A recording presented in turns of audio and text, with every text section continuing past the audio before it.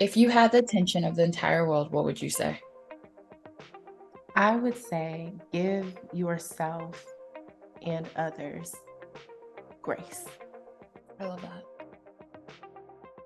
I believe that giving yourself and others grace is important in part because it allows us room to be human, room to be imperfect. Welcome to Nimble Black Woman.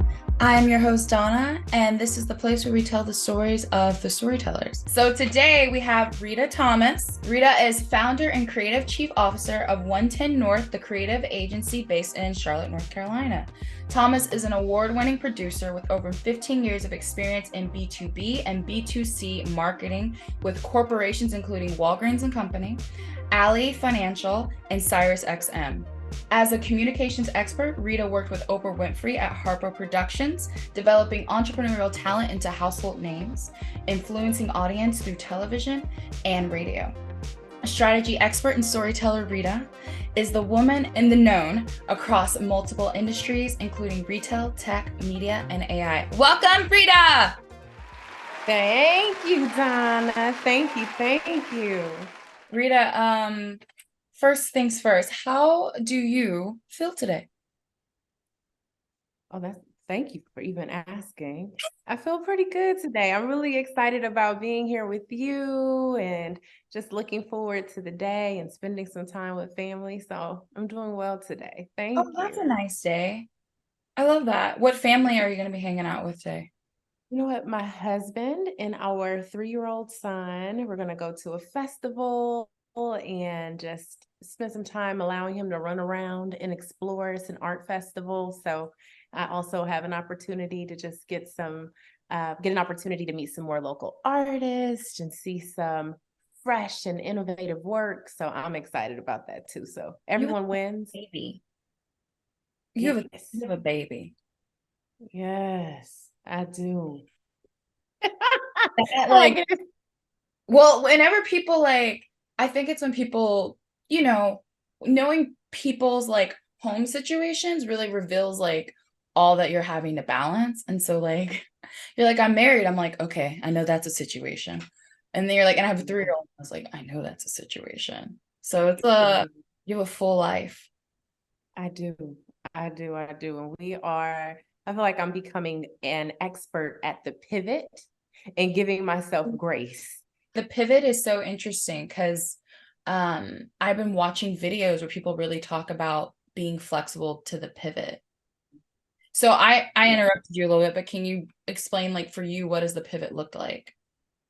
Oh, goodness. It looks like changing plans midday and being okay with it, right? So I'm saying right now we're going to go to a festival, but if my son reaches the point while we're at home where he's having a tantrum or it seems as if he's going to have a very difficult time, then maybe we change plans, right? And so learning to be comfortable not forcing things to go the way I want them to, or the way that I've planned for them to, or even the way that I'm most excited about them going, Mhm. right? And being willing to make those changes. And sometimes it looks like maybe because I'm the one who's probably the most excited about the festival. Sometimes it's compromising with my husband, where he's like, oh, none of us are going to have a great time because Lincoln, our son, isn't feeling well today. So how about you go, you enjoy, and we'll be here when you get back. Right. And so being willing to embrace things shifting and being excited about it. And sometimes there's disappointment because you have an idea of what you want things to look and to feel like when we make plans. And so a part of that you have to let go of as you're making pivots in your day-to-day life. And so it takes practice. I'm still practicing, okay? I have not mastered it yet, but that's where the grace comes in, where I try not to judge myself too harshly so that while I'm making these changes and becoming more comfortable with this new way of being, I'm not judging myself as harshly. How for you when it comes to finding a partner, I feel like as creatives, sometimes, especially as creatives and as a woman, it's like having someone that kind of can understand that flow. Like what do you think has been like the best things um to have in a partner as a creative that you've seen in your own relationship that has enabled you to still be able to thrive like where you want to thrive? Oh, that's a great question.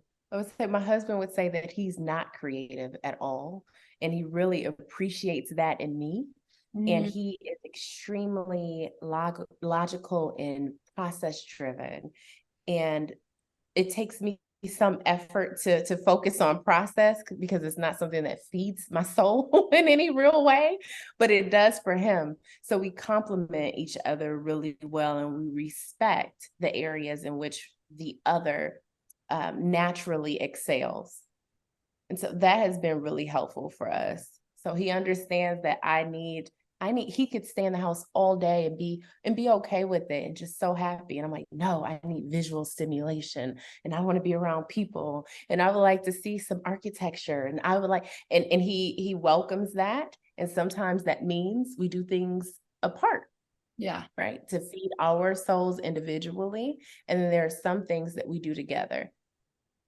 And that has been really helpful, having that flexibility, the trust, and the respect to be able to do so.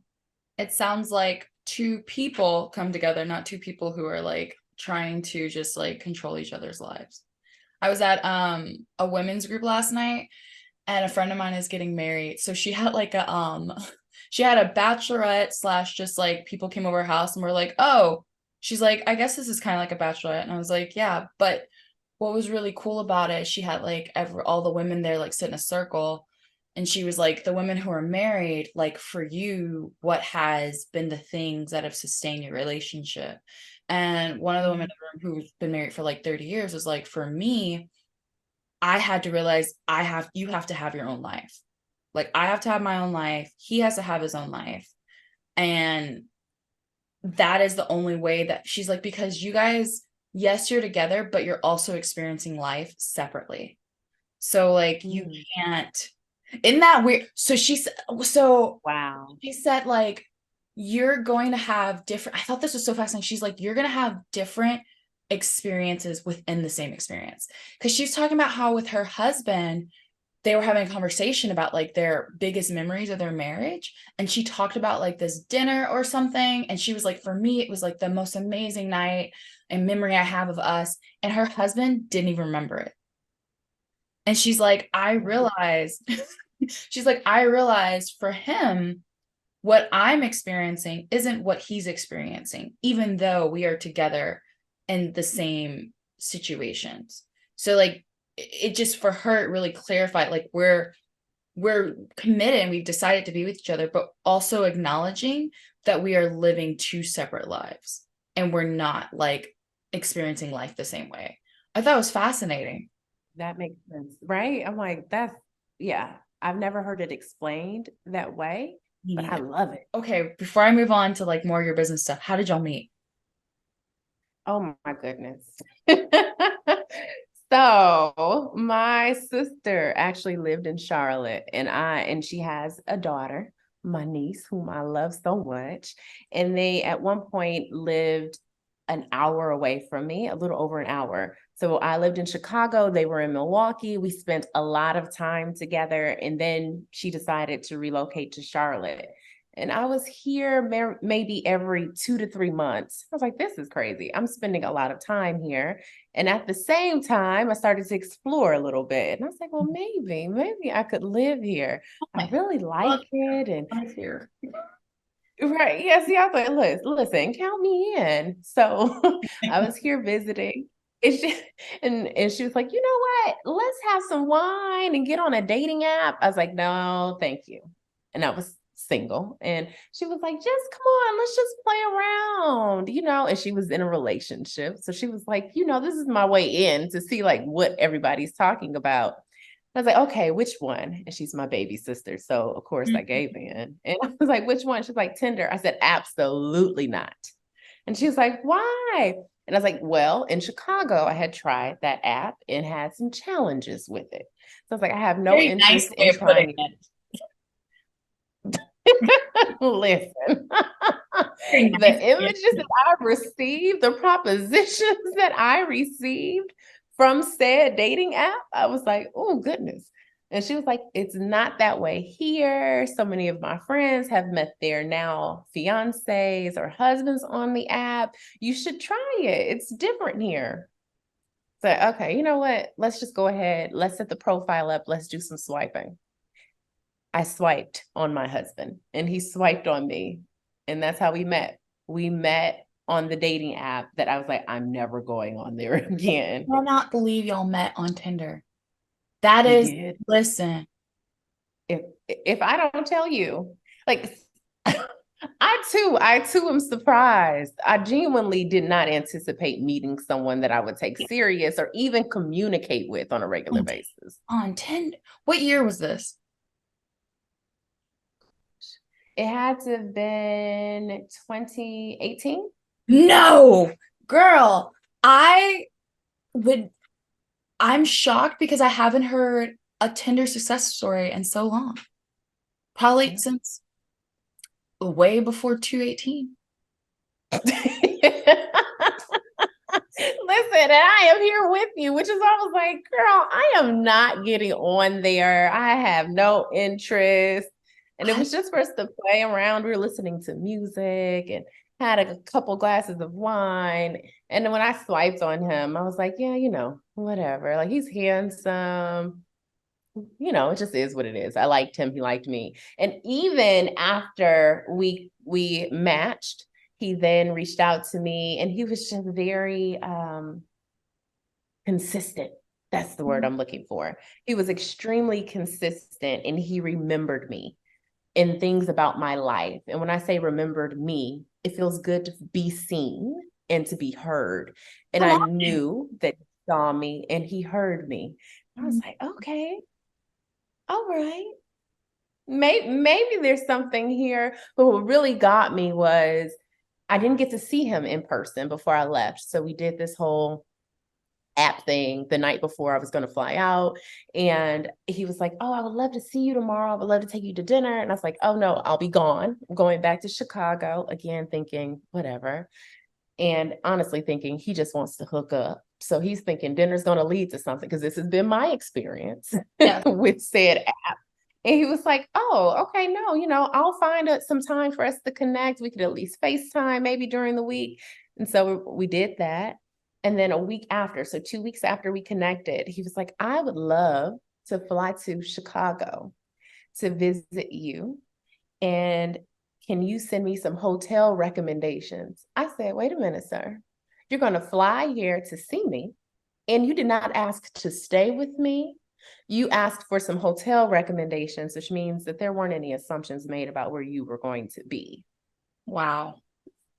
Even that, I was like, wow, okay. And he gave me some date options and oh my God. I knew that he was taking it seriously. And so that's when I became more of a believer and less skeptical of the whole experience. Yeah. And here we are. Yeah. There's hope for you, Tinder. Because listen. Yes. Yeah. Yes. That's solid. I love that for you. Where are you from and what was your childhood like?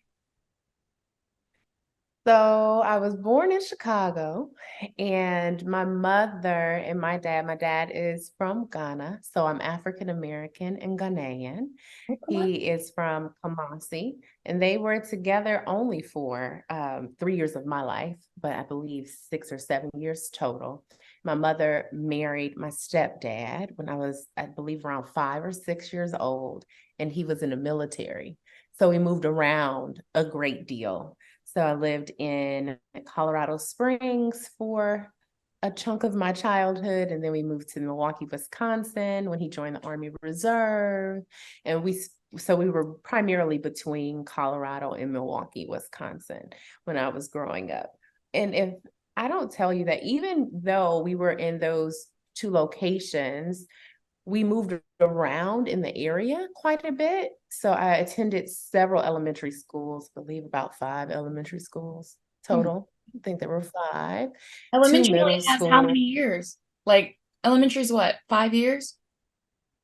Yes. Yeah, I moved like I know, right?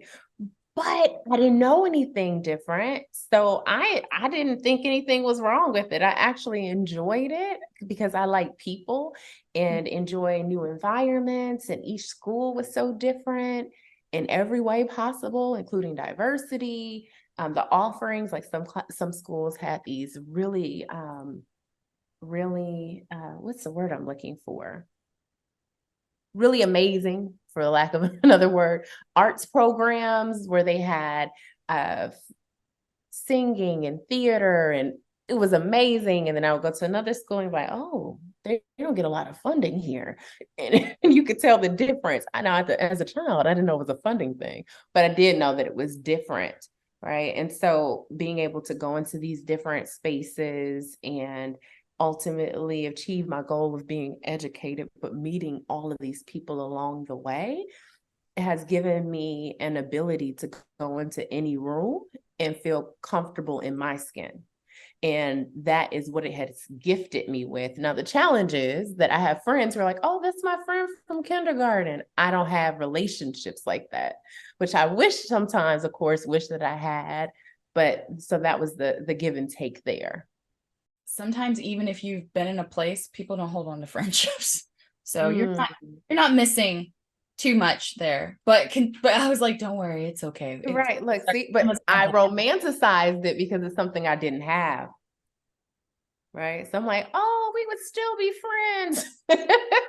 And you're like, no, not necessarily. people are gone. Right. Oh goodness.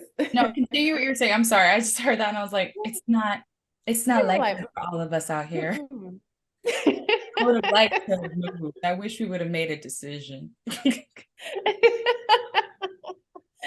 I would say we moved around a lot in part because when you first join the military, you don't make a lot of money. So as my dad would get promoted in rank, we would be able to afford a larger place or in a nicer, whatever that means, neighborhood. And so we would relocate. So that's part of the reason we moved around so much, even within those same cities, was because we had the opportunity to do so. And so my parents were like, let's do it, let's move. So we did that. And I appreciate now their flexibility as someone who has also had to move quite a bit for work. I'm like, wow, you did that with 3 children. How did you do that? And so I have a different level of understanding and appreciation of their sacrifice for opportunities for us. Mm. I'm grateful. I'm very grateful. What would you say like started your creative spark? Like how did like your whole creative journey and getting into the work you're in now even begin? Great question. I've never had anyone ask me that. I would Really? say People no. I feel like people No, should be this is the first. okay. Well, I want the answer. Yes. So I would say my creative spark started in a art class in one of the elementary schools that I attended. We had a project that allowed us an opportunity to, I think it was to paint, to enter a painting competition, and then they were going to have a local artist come in and basically duplicate our painting, but on a larger scale in the form of a mural. And I was like, that sounds so cool. Now I am current day not a artist in that way, but then I was. I don't know what happened. So I'm like, I need to pick up a brush again or something, because I haven't done that in a long time, but ended up winning this competition, and being able to see my art in the city that I lived in was such an amazing gift. And to be able to tell a story in that way and see that I was reaching a lot of people because it was in the central area of the city, Milwaukee at the time. And I was just wowed by it. It was amazing to me. So that definitely is something that stands out, but also always loved watching television. And I would watch the Oprah Winfrey show with my mother, and watching Miss Winfrey conduct interviews in a way that was very authentic and consistent, no matter who she spoke with. If it was members of the KKK, Oh, you or if guessed it some was early Oprah some group. episodes. Yo, I mean, I watched it the majority of my life. And I was just fascinated by her ability to treat people the same, to meet them where they were, but as herself. That's good. And I was like, this is amazing. And not to mention, she is a Black woman running the show. And there were not a lot of talk shows that had someone conducting the interviews that looked like me. And I thought that was also amazing. And so to watch her and to watch her transition over time was fascinating to me physically, meaning like her hairstyles would change, her wardrobe would change, and she wasn't stuck. I also noticed that. So like all of these things, these life lessons, these tidbits that I was able to take away from watching those shows with my mother, who would then, after the fact, and now that I'm older, I understand differently. But we would have these conversations after watching the show where she would ask me about what I heard and what I thought about it, how it made me feel. And that was something also that has stuck with me. The fact that these shows that we watch that we may feel like, oh, it's just in the background, or what impact is it really having? The things that we consume in every way, they impact us. And so I also had an opportunity to realize that very early on, and knew that I wanted to also have a similar impact on the stories that we tell, how we make people feel and what they walk away with. I knew that very early on, but I did not know exactly how I would do that. So when it's come to your career, what would you like point to and go, these are the decisions I've made business wise that have gotten me to this point, and these are the decisions I've made just creatively that have gotten me to this point, which is, I would say these are two different things, because business is not as romantic, but the creative is the romantic side of it. For you, what have been those like tentpole moments that have propelled you forward and are still moving you forward? I would say from a business standpoint, I have been very intentional about what it is I want to do once I figured it out. And it did take some time, and I've made some tweaks along the way, but being willing to take a moment and consciously decide what it is I want to do, and knowing that at some point I may want to shift a little bit and being okay with that. But what do I want to do in this moment?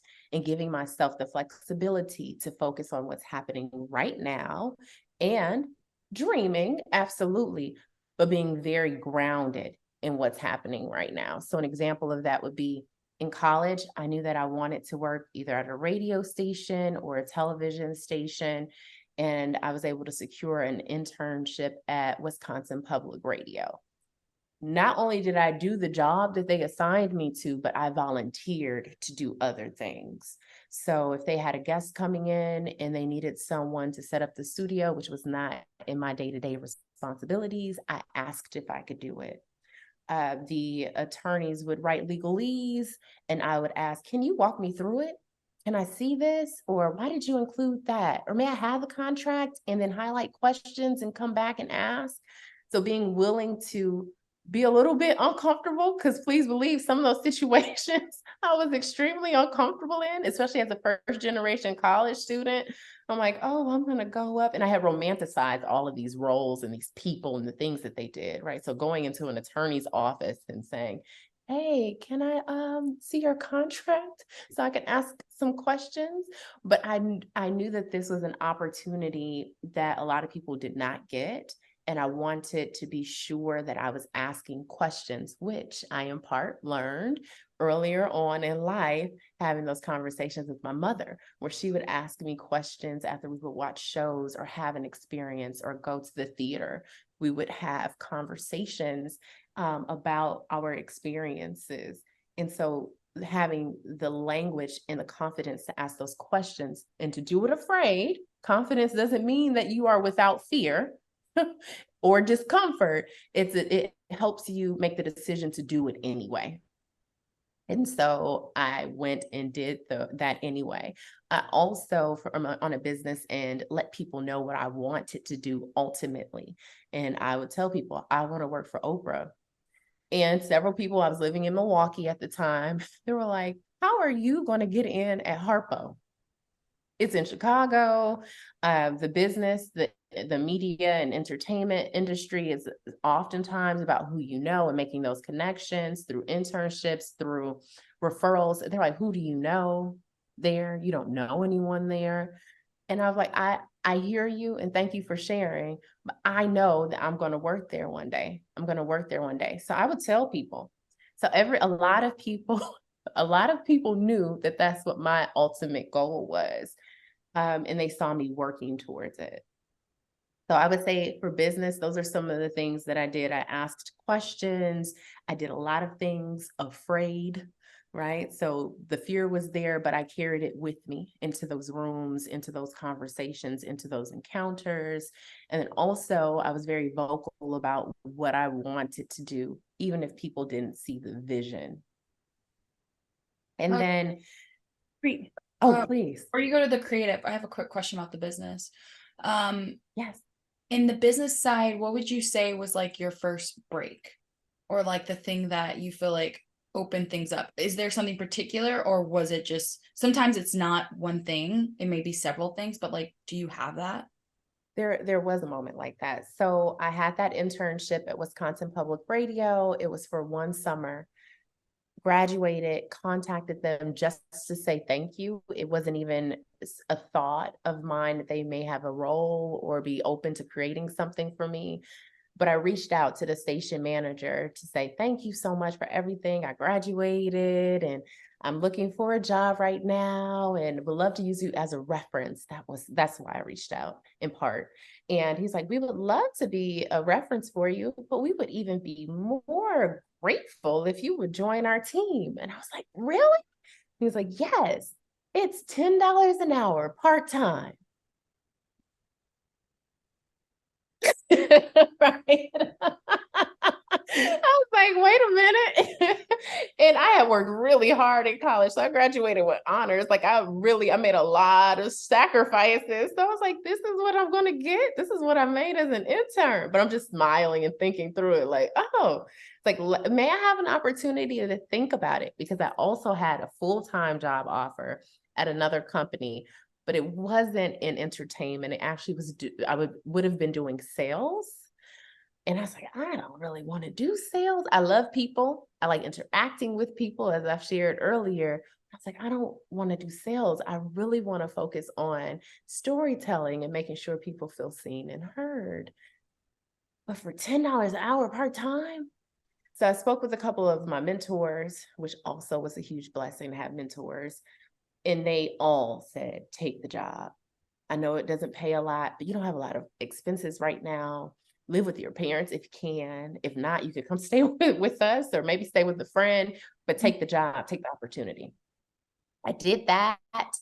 About 6 months in, someone had left the company. She was a producer.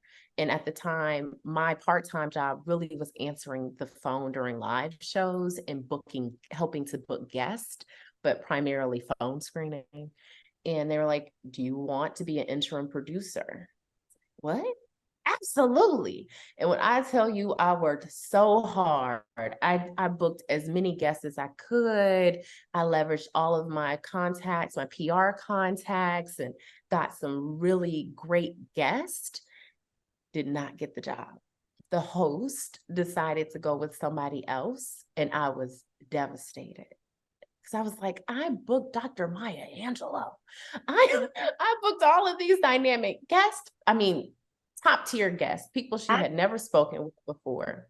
That's probably like as high as you can go. Listen, devastated. And so I didn't get the job and was, of course, very disappointed. I was also very confused. The host told me that she decided to go with someone she had more in common with. And I didn't exactly know what that meant, but I knew it was not me. And for whatever reason, she didn't connect with me on a personal level. okay, it's her show. But the station manager was like, I'm going to find some funding and we're going to make you a floating producer. So that happened.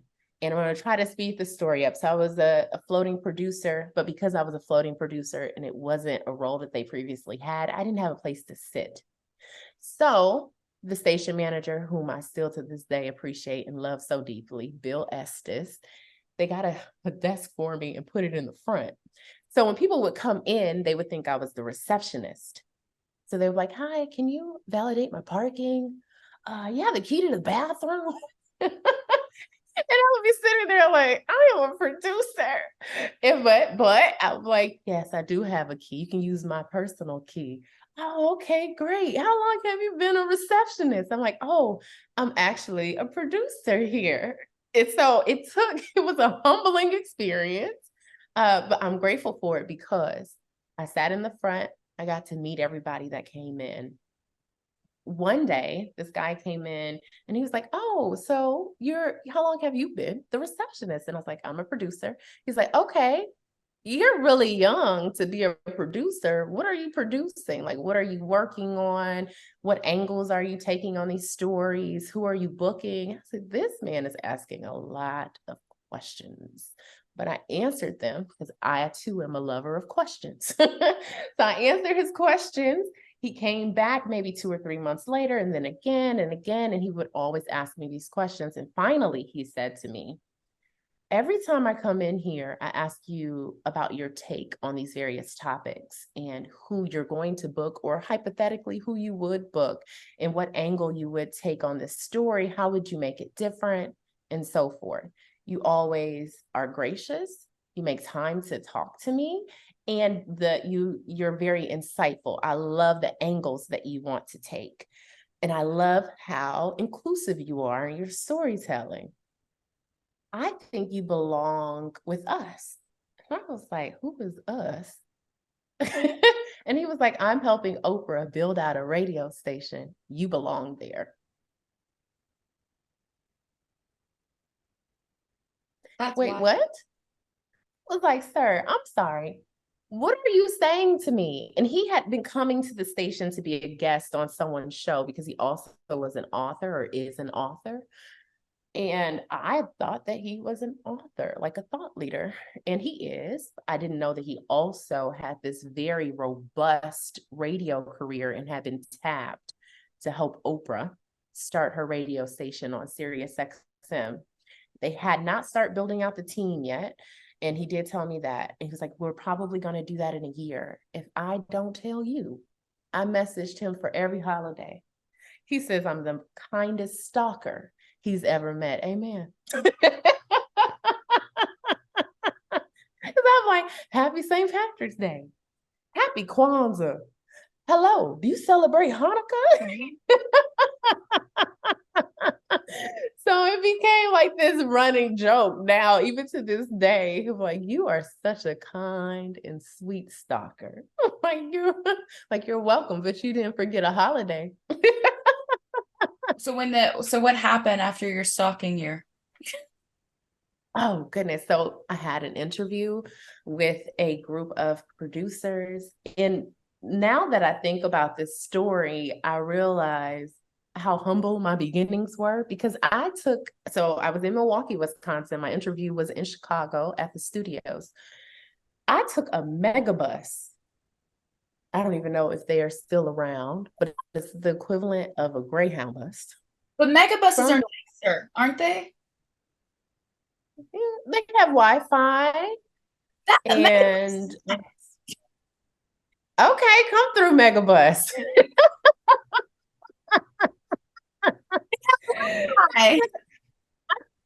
But I didn't drive. Look, it is only an hour and a half away. So I get there, I have that part, because I was like, my car might not make it.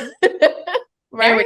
There we go. Okay. Now I understand the geography of what's happening. I was like, megabus is nice. You're like, yes, the megabus is not right. It's not bad, but my car couldn't make it.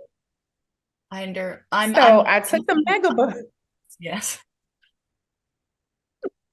I'm seeing the context now.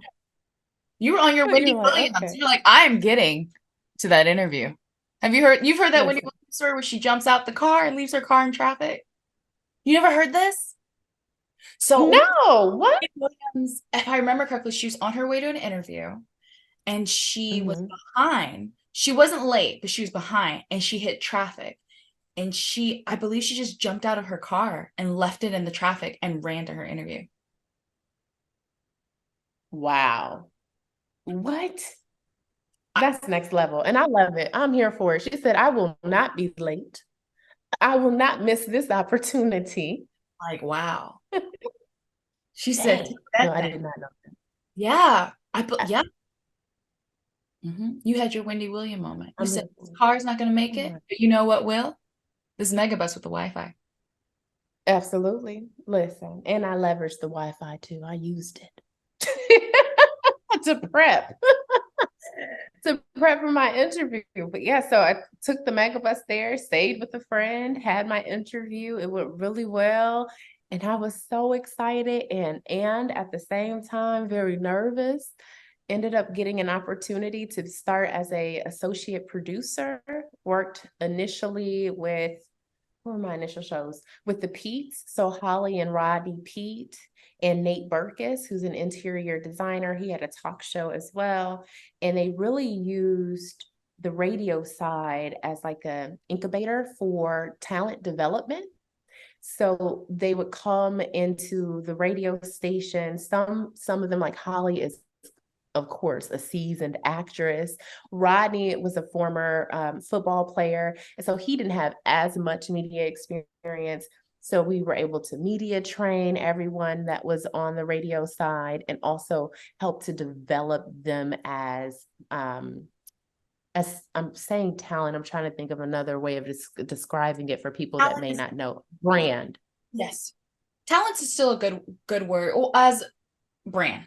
That's probably even better for people to wrap their head around. Yeah. And so that was also a very exciting opportunity, because one of the things that I believe has made Oprah, or I usually call her Miss Winfrey, really successful is the fact that she is very authentic. She is who she is. So if when she's on television, the same Oprah that's on TV is the same Oprah that we would meet with in the studio and have a team meeting. She's the same person. If you run into her I don't know if she goes to the grocery store still, but if you were to run into her at a grocery store, she would be the same person, the same person. And so that was one of the things that we were reminded of as we were working with talent and doing branding, is find out who they are and go with that. You can build on it. There are areas of who they are that maybe they really want to highlight. We can focus on that, but it has to be who they are at the core, or else it's not going to last. People are going to be able to read through it as being surfaced, or a surface level relationship, or it being unauthentic and feeling phony, feeling fake, feeling forced. And so that's something that we really pushed when we were working with our various talent. They're all dynamic people, really wanted to, and still to this day, be their authentic selves, the good, the bad, and the ugly, as they would say. And I would say we all have all of those different traits, right? Things that we really want to highlight, that we're really proud of, things that some people may judge as bad, right? So our imperfections. And then the ugly, I would say sometimes, the little moods that we have as people in the day-to-day that may not be our shining moments, but we're human. So we all have ups and downs in areas that we can improve in. So even being willing to share that's about vulnerability. How comfortable are you being vulnerable? So we would also talk to them about that. But having the opportunity to be there on the ground level to work with these brands, these that are now mega brands, including Dr. Oz, whether people love him or are, on the fence, he's still a mega brand. And so working with these individuals to develop their brand and to tell their story in a way that would have staying power was definitely a game changer for me. And I was able to take that ability to represent brands and to develop them to Walgreens and to Ally and to all of my clients now that we have within the agency that I own and operate. So Very something I'm gonna change up the creative question. I just want to ask specifically, yes. what is it about you feel about yourself when you tell stories that is like your X factor? Like, what is the thing that you would say that you see as a storyteller that has really distinguished you in your work? I really value connection and being able to connect with audiences, but also the other people that are helping to tell the stories and really getting their insight and understanding their vision and their creativity as well, because I don't know everything. I have not seen everything, and being able to be a part of a team and really encourage people and genuinely support them as well with helping to bring their visions to life that are a part of a common story are some of the things that I think really make what my way of working unique. I always think about who are we speaking with? And of course, you'll have data and insights, and you'll even develop personas, but what really matters to this group of people? What is it going to be that we can say to them that lets them know that we see them, we hear them, and we care, right? So if it's a brand that is focused on and targeting mothers, what is our unique insight that's going to make them want to come to us and to trust us, right? So it's not just, oh, we have a flashy product, but what really matters to most mothers is being able to make decisions for their children that are going to be to their benefit. Right. So just stopping and really taking the data to the next level. And sometimes it's even speaking to people. I have a dynamic and diverse group of friends. So I'll take the data that we have, but then I'll also speak to people in our industry, speak to friends and family members to gain additional insight. Just taking the time to be even more intentional and going the extra mile has been something that has made our stories really resonate with people. How has being a Black woman in your industry and the work you've done affected you? It doesn't have to be just like socially, but just like in the way you see and operate. So in combination, and how has that affected you, being a Black woman in the work you do? Oh, that's a great question. Oftentimes, and especially in the corporate environments that I've been in, I'm the only Black woman at the table as we're talking through marketing campaigns and strategies. And I would be as bold as to go as far as to say I'm the only person of color oftentimes in those rooms. And so there's a great deal of responsibility that I have felt throughout the course of my career to ensure that the stories that we're telling are inclusive and not in a way that feels forced, but that truly reflects the diversity that we have in this amazing country that we live in. And to do so in a way that we honor people and we don't stereotype people or create stigmas or do more injury than good. And so that has been a challenge sometimes because my experiences come from my lived experiences, right? And as do the other people sitting at the table. So there has been historically a great deal of education that needs to happen. And sometimes people are receptive of that and they're like, oh, wait, tell me more. And other times it may be uncomfortable. And so they don't want to hear it. So navigating that historically has been a great responsibility and one that I've welcomed, and also a challenge. And I wanted to create an environment where we could tell stories that spoke to all of humanity, and wasn't focused exclusively on one or two groups. And I'm saying that because there are less than 1% well, actually, let me rephrase that. Less than 1% of creative agencies are owned by people of color. Even less are owned by women of color.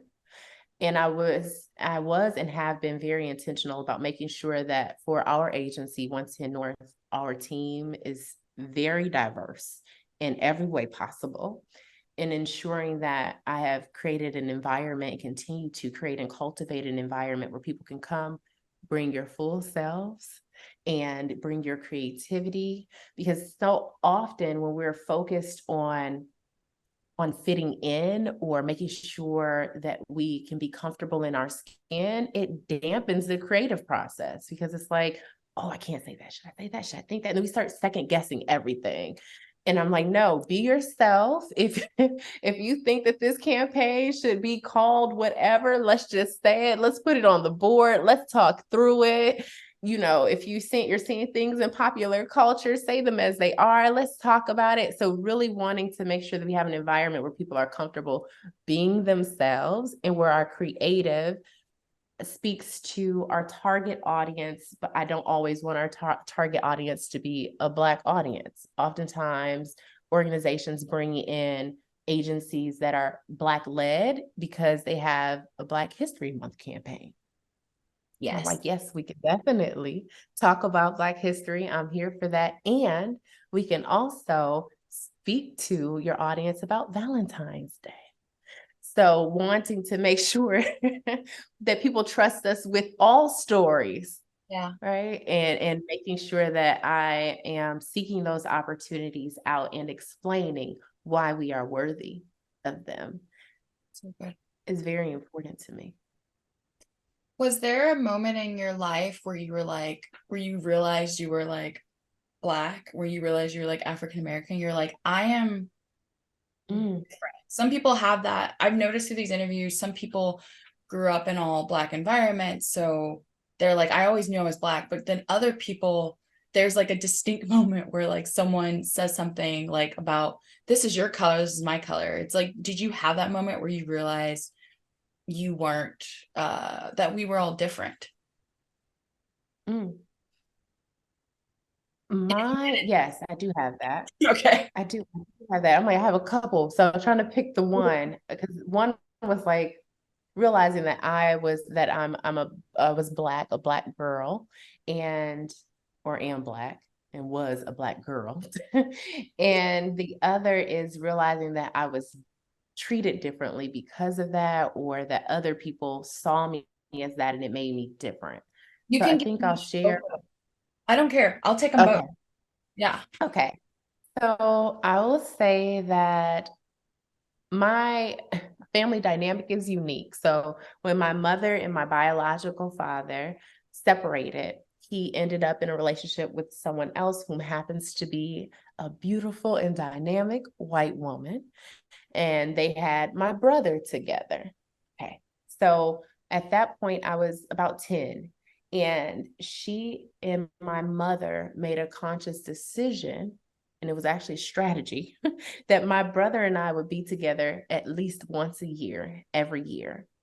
So I flew out to LA, because they lived in LA, and spent summers with my now godmother and my brother. I didn't realize that people saw our family as different until I noticed people asking her if I was adopted. And I was like, well, why do they keep asking that? And I would call her mom. To this day, I still call her mom. She is one of my moms. And people would just be so confused and taken aback, and as bold as to come up and say, oh, she's adopted? And she would be like, what? No, she's not adopted. She's my goddaughter, stepdaughter. Like, I don't really know how to explain it.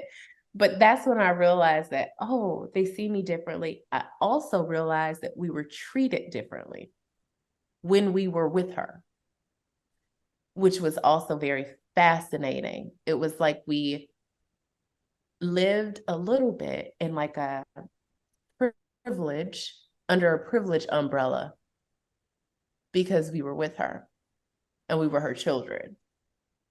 It was very different and very eye-opening for me, even the things that she can do and the way that she can move through the world and the things that she doesn't have to think through or think about. It's just different. So as an example, I remember being mortified. My godmother, Susan, is well, now she's retired, but she used to do costuming in LA. And so she was the stylist on The Bodyguard and some other films. And she always had wardrobe with her. So we would go in stores, like clothing items. We would go in stores and she would pull them out of a bag and hold them up to things to see if they matched or whatever it may be, doing her thing, her design thing. And then she would put that item back in the bag and I would be mortified. Because I'm like, oh my goodness, they're going to think you're stealing this stuff, right? The item that she brought into the store in a bag that she was taking out to compare to items in the store and putting it back in her bag. Oh, I would have like the most anxiety and realized that alone, being comfortable doing that is a certain level of privilege. My mother, my biological mother, would never, ever do anything like that. I remember her telling us just over the years, like, oh, don't do that. That looks funny. Or, they may think you're taking that, put that back down. And people would follow us around the stores. People were like, oh, do you need anything after you make eye contact with them and let them know that you see them looking at you? And it was just different. It was very different. So not only did I realize, oh, people see our family structure as different, it's confusing to them. They don't quite get it. When I was with my godmom, who's white, I also realized that there were certain innate privileges that she received that we just did not when I was with my mother, my biological mother, whom is a Black woman. Wow. Yeah, that sounds about right. Yes. I was like, what? I think the biggest thing I would love to ask is like, especially as someone who's like created their own business in your work and the things of that, is like, how have you been able to financially navigate? I feel like that's the hardest part as creatives, is like navigating financially. Like you definitely, like, it sounds like I've definitely had positions that were the financial thing, but when it came to like then starting your own business, like financially, how are you able to navigate that? And like, what is probably the best advice you can give to other people who really want to take part in the art of like storytelling? Oh, that's a great question. And I know everyone's situation is so different. So I'll share mine and where I was when I started. I had a full-time job. I was leading a creative services team, so an internal creative agency for a banking institution here in Charlotte. And it was an amazing opportunity. I worked with so many talented people, but the pace of the work was next level. I had never worked such long hours. Things moved really, really quickly. And I was there for a little over a year and a half and realized about a year in, I was like, this is great. These people are awesome. I love the type of work that I'm doing, but the pace is not a fit for me. And I took a moment, and honestly, for me, I prayed about it. I spoke with a couple of friends and mentors and my mom and got some feedback. And they're like, if it doesn't feel right, you've got to let it go. Like, if it doesn't feel right, you've got to let it go. Not if it's a challenge, right? Because sometimes we're in positions of challenge and they allow us to grow. But if at your core, it doesn't feel like it's a fit, you have to make a shift. So that was happening, and I was trying to think through how best to do that. And in the meantime, or parallel to that, one of the hosts that I worked with at Harpo contacted me and said she had a special project, and it was like 2 weeks out, and she needed someone to come in and pull everything together. She's like, I know you can do it. Would you mind doing it? And I was like, I'm sorry. I'm working 60 plus hours a week. I don't know how I would do that. I'm planning a wedding because I was planning my wedding. Like, I'm already at capacity. I don't have anything to give. And she's like, okay, well, what if you came for the weekend only for the shoot? And so we negotiated some things, and I adore her. And I was like, okay, I will be there. Count me in. I'll figure it out. Went, felt so, felt a sense of ownership because I got to lead it, really got to set the tone for the rest of the crew. I had the opportunity to write the script, and I was like, oh my goodness, it just felt different. Like, I really enjoy this. So after that, I decided to reach out to some other people that I knew that I had worked with in the past, let them know that I was open to freelance opportunities while still having my corporate job, which again was really demanding. So I decided what was best for me at this time was to keep that full-time job and to work the freelance, complete the freelance work early in the morning, in the evening, unfortunately, and on the weekends. That's how I started. And when I had enough clients to feel comfortable making the leap or taking the leap, I did. It did not replace my salary originally, but I had done the math, and the math was mathing. And I was like, I could pay all of my bills and have a little extra. So I'm gonna take this leap. And as I said, I'm going to do it while afraid, instead of trying to overcome the fear, overcome the doubt while sitting in that role only. I was like, I'm not going to do that. I'm not going to do that. I'm going to take this gamble. And again, we were planning a wedding. We had all of these additional expenses, but it just didn't feel right at my core. And I had an opportunity to do something that did.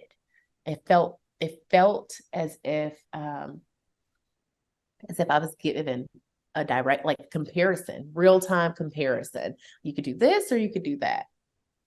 You can have the comfort and the stability that this provides, or you can kind of take a risk and really own this and see what becomes of it. So that's what I did. I was freelancing, doing a lot of consulting work, primarily branding and production work for some celebrities and CEOs that were in need of an brand overhaul. And so that's how we started. And eventually I started working with corporations, and now we work with government agencies, nonprofits. It's very diverse in terms of our clients and the client structure. How do you define success for you? Let me think. That's a great question, but I'm like, oh, I have all of these thoughts going through my mind. I define success by